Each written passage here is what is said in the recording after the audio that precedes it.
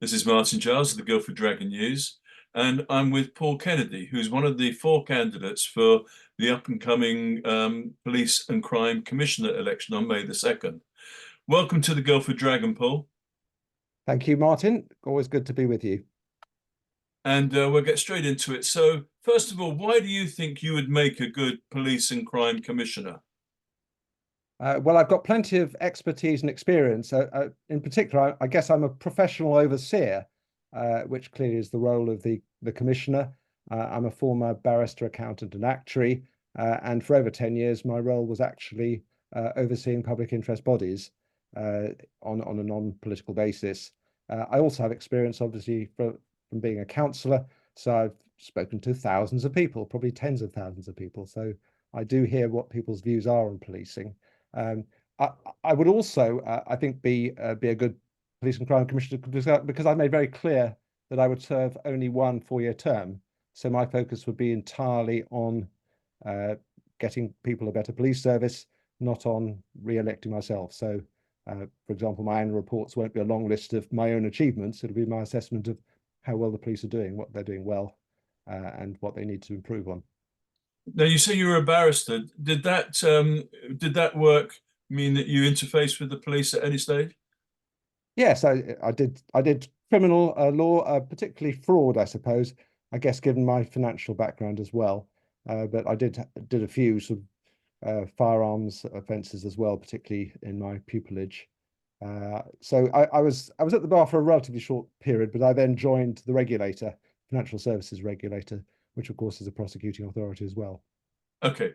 Now, you're on record as saying that you don't think there should be police and crime commissioners. So why, in that case, have you decided to stand?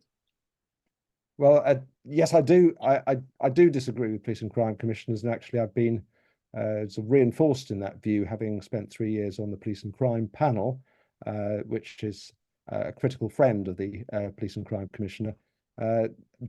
It's based on the American policing model, which frankly I don't think works very well, and it does have that critical concern that the person who's overseeing the police and making sure they're doing a great job and assessing them is also campaigning for re-election on the basis that the police are doing a fantastic job, which makes it quite difficult to provide fair and frank reports, for example. And it costs a lot of money. The current commissioner has increased their own office costs from 1 million a year to 1.7 million pounds a year in just 3 years. And frankly, I think that money could be better spent on policing. There's also been a report by senior police officers, which actually indicated that the existence of police and crime commissioners made them less willing to seek senior office. And they were quite scathing about the behaviours of police and crime commissioners. Essentially, they were portrayed as fair weather friends when things are going well. The police and crime commissioner claims the credit when things are going badly. They blame the chief constable, and I think that is unsatisfactory. I see. So how much difference do you think a commissioner can make to a police force's performance? Quite significant. Not necessarily for the best. Clearly, it takes up some of that time. A good example of that is the Peel inspection report, where within a few months of the publication of the Peel inspection, which was highly critical, particularly of the failure to answer 999 and We 101. will get onto the Peel report in a minute. Yeah. But I was just wondering what you felt that the commissioner can do to affect, because they can't obviously, well, I don't think they can sort of instruct the chief constable to do things. So how does that relationship work, and how can they influence things for the better? Well, hopefully for the better. As you say, it might be for the worse. Well, each police and crime commissioner, the first job they do is to produce a police and crime plan, which sets objectives for the force and for the chief constable, and then they report against those objectives. And so if you're able to provide clear and measurable objectives, then you can report performance against those. I think there is a nervousness amongst some police and crime commissioners to do that effectively, because clearly if there are clear and measurable targets and objectives, then if those are missed, that may reflect badly on the police and crime commissioner. Again, as I've made clear, since I since I won't be seeking re-election, I won't be afraid of that. My assessments will be full and frank, and it's very important to have that clear framework, and also just have the proper governance as well. And police and crime commissioners also do have a role in allocating funding. The government provides quite a lot of funding to commissioners and to forces for domestic advice support, domestic abuse support, and safer streets, for example. And clearly, the allocation of that funding is critical.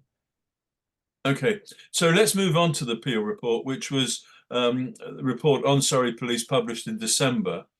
Do you agree with the findings of that report? And can you discuss the areas that you think is drawn out as those most worrying? Well, clearly, I do broadly agree with the findings, and a lot of the findings, obviously, based on evidence that was collected by by Her Majesty's Inspector of Constabulary, and so I've no reason to doubt that. I haven't seen that the force has challenged that significantly, and yes, it was extremely worrying. Obviously, you've seen the headlines, which were, very, expressed concerns about performance in keeping people safe. I mean, if I can, sorry, just quote one bit of it. It said the inspector who wrote the report said, "I have serious concerns about how the force is responding to the public," and so that was his major concern, I think, of all of them. Yes, I mean, there were three other concerns expressed, but that was the worst.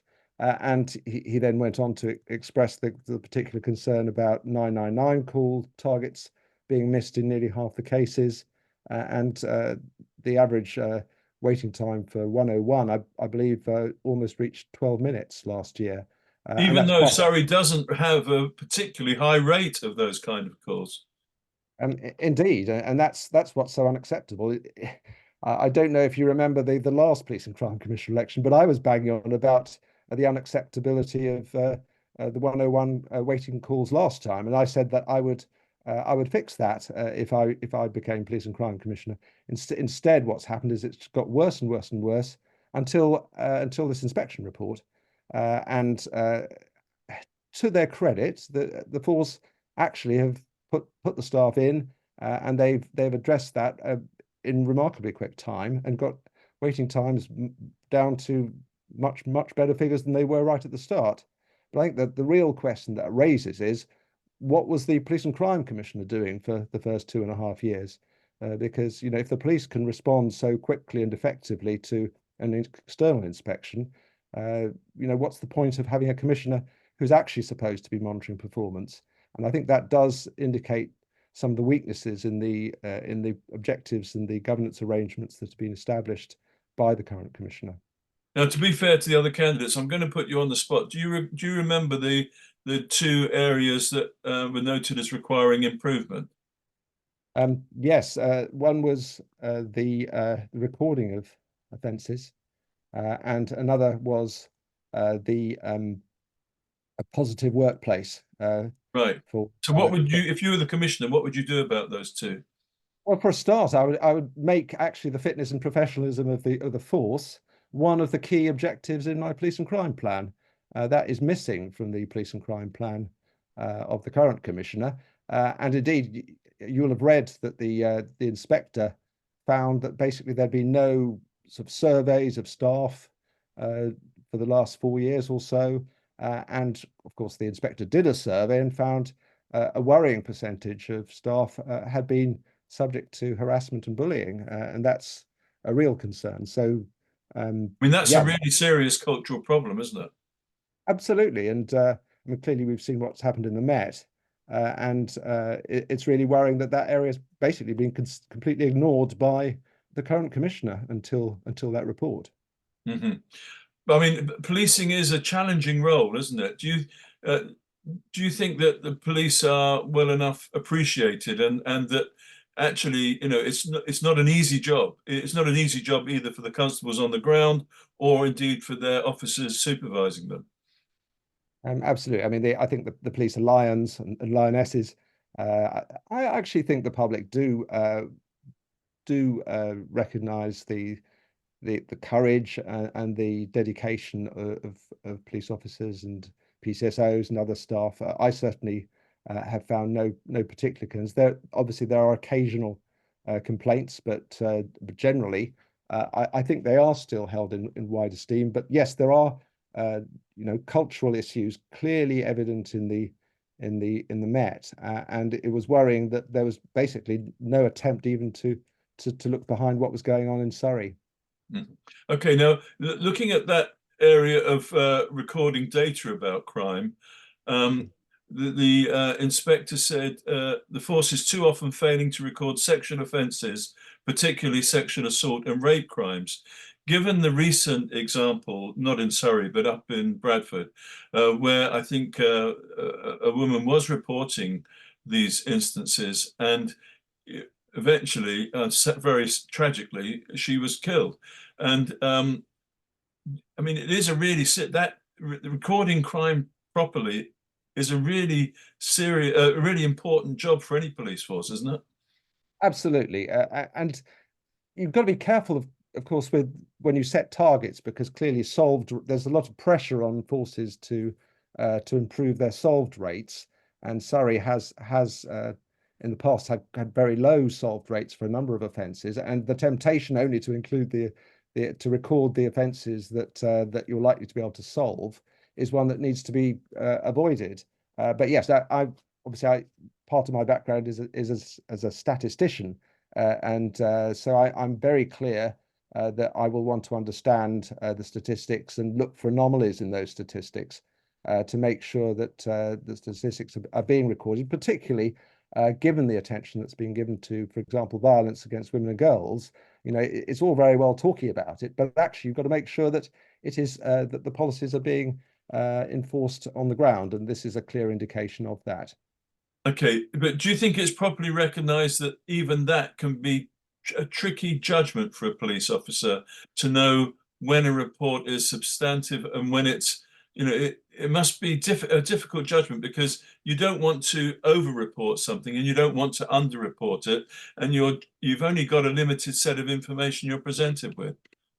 Absolutely, and as you know, I'm a former barrister, so I've been arguing that sort of case as to whether things have reached thresholds or not, and indeed that similar things happen in accountancy. It is a difficult balance sometimes, and that's why it's important to have proper training to make sure the policing standards and guidance is being followed, so that we have a consistent approach and we can understand what's really going on. Okay. Now, one good thing that was noted in the report is crime prevention. Is there anything more to be done in that area, do you think, or is it good enough as it is? Well, crime prevention actually got worse. It was, I think, okay. It was good. marked as good in the report. That's what I'm looking at. The previous report, it was outstanding. So Oh, there okay. has been some reduction. So yes, there is more that can be done. I mean, yes, Surrey Police could well improve its solved rates, but inevitably they're never going to. Prevention is always better than cure, and we should be focusing on that. And of course, once the damage has been done, then victims of burglary or assaults, you can't really undo that. The damage has been done, and obviously the distress caused and the financial damage caused. Plus, of course, you have people who become offenders who potentially could have been diverted away. So yeah, prevention is absolutely vital, and it's much cheaper than dealing with the consequences of failure in that. So members of the public often express the view that police are not visible enough, and they often say there should be more bobbies on the beat. Do you understand why they feel that? And if so, do you agree that increasing the number would be a good idea? Yes, I've been hearing that certainly during this campaign, but actually for the last 10 years, people have been saying that, and saying it more and more and more in the last few years. The number of PCSOs, who are often the people that you actually see, that's community support officers, has actually halved since 2021. So during the term of this commissioner, they're absolutely right to say that the amount of visible policing has reduced. clearly there are more of the police officers that have been recruited using the funding from the government, but of course they're recently out of training and still doing relatively junior roles, but absolutely vital. And indeed, I've made bringing back community policing essentially the main campaign theme for my election attempt. Okay, thank you. And Surrey Police is the most reliant force on council tax in the country. Why is that in your view? And is it a problem? Well, clearly it is, and indeed I'm banging on about, yes, we pay the high. I put it as we pay the highest council tax in the country for our police service, and that is unacceptable. Clearly, there are two elements to that. We have a relatively low, well, we have the lowest grant of any council per head, and our MPs get an opportunity to vote on that every year, and every year they seem to be quite happy for that to happen. The reason that the police grant for Surrey Sorry to interrupt, but just to clarify, so you mean the government give less to Surrey than they do to other counties? per head, yes. Yes. Okay. There's a police grant voted on every year, and I've been responding to the consultation they do each year, saying this is outrageous, this is unfair. The reasons that it is low, relatively low, is I guess we are a relatively wealthy area, and actually a relatively safe area, and so the formula that they use gives us relatively little. But that only works if the tax is well balanced in the first place, doesn't it? Because otherwise, someone who's on a lower income, especially with council tax, someone on a lower income in Surrey is paying more proportionately than other parts of the country. Well, absolutely, and that's why for the last 2 years I've actually voted against the increase. For the most recent increase of 4.2%, actually the majority of people who responded to the Commissioner's survey said that 59% said actually they would want a lower increase, but the Commissioner went ahead anyway. But the particular concern I had was that I didn't feel that we should be paying such a high council tax when the Commissioner had increased her own office budget by 70%.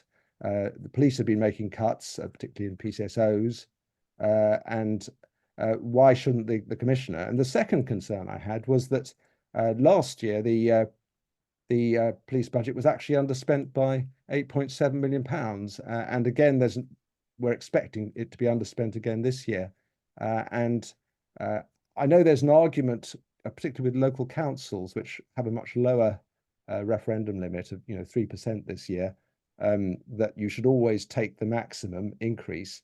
But actually, the limits for police are higher than that, and there has to come a time when you don't just keep taking the maximum increase, because at the moment, Surrey Police aren't spending it. So I think that is a problem, and so that's why I voted against the 4.2% increase this year. And I voted against the last year's increase of 5.1%. Not because I wasn't prepared to pay more council tax if we got more policing, but actually my concern was that Surrey Police wasn't actually spending the money. Yeah, why is that? I mean, are there caps on recruitment, for instance, that they can't, even if they want to, they can't recruit more officers, or what other reasons are preventing them spending the money? Well, in 22-23. The police were actually asked to freeze to slow. I think the word was slow recruitment, and that is when the number of PCSOs fell by half. And I think it was a reaction to basically the budgeting, the forecasting just wasn't right. It was over pessimistic, and so the police, and that's also, I suspect, why there weren't enough call center staff to answer the 999 and 101 calls. Clearly, after the 22-23 result produced an £8.7 million underspend, that was eased off. But yes, it is very difficult to recruit, and having lost all those experienced Exactly. people, it's very difficult to get them back again. Yeah. So it's that almost the stop-start approach as well. Which Who's accountable for that, do you think? I mean, that's not the Commissioner's fault, is it? It is absolutely the Commissioner's report. I, being an accountant, I was on the finance group of the Police and Crime Panel, which reviewed the proposed budget. And in 2022, we were warned that if we didn't agree to the then increase of 3.5%, I think it was, then the police would have to freeze staff recruitment in key areas such as call centre staff, PCSOs, victim support, forensic investigators. And so, yes, we all voted for a 3.5% increase because we wanted to make sure that we didn't lose those staff. But to our surprise, recruitment was frozen anyway. And while the Commissioner was busy increasing her own office budget. And yeah, that's a real problem. I actually wrote to the chairman of the Joint Audit Committee, which reviews the effectiveness of the procedures and controls, to express concern about the budgeting and forecasting, because I felt that it just wasn't reliable. And that is something, obviously, I used to be the chairman of the Audit Committee at Mole Valley District Council. So I would be very hot on that. Okay. And finally, is there anything else you'd like to say that might persuade voters you are the best candidate? Well, as I've indicated, I am a professional overseer. I do actually have the skills to do the job, and I would say probably the best skills. And yes, I would also apply that self-denying ordinance.